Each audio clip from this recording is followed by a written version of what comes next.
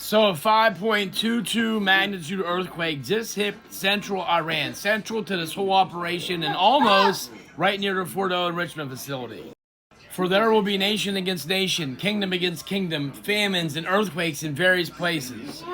Nation against nation. Greek is ethnos versus ethnos. So this is not about countries warring. It's about ethnic group versus ethnic group, civil unrest versus tribal wars, ideological conflict at large. So today we're seeing massive ethnic division. So you have Israel versus surrounding Islamic nations. You have Ukraine versus Russia, Slavic divide. You have Sunni versus Shia Muslims, Iran, Iraq, Syria, Yemen.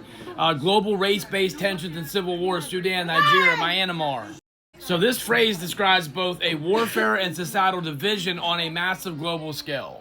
Kingdom against kingdom. So you have more than a governmental conflict in this verse. There's national powers clashing geopolitically, if you will, where you have U.S. versus China, NATO versus Russia, Iran versus Israel, North Korea's threats, BRICS versus Western dominance. So we're watching global alliances which are realigning for what could become World War III.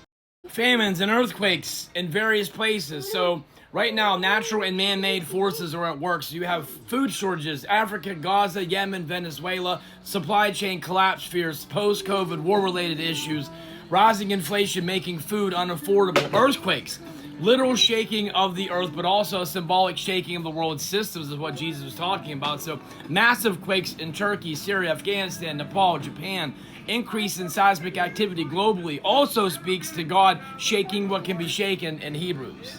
So what was Jesus saying? That these signs are birth pangs. These are going to increase in frequency and intensity at the time of his return drawing near. All these are the beginning of the birth pains. So while these things have always happened, this isn't rare, this isn't new. Jesus says the convergence and the intensity, they'll happen simultaneously and they'll become signposts of the end. So what do? You don't panic, but don't sleep neither. These are not headlines, these are prophetic warnings. If the signs are here, the Savior is near. This is the time to be ready, be bold, and be awake.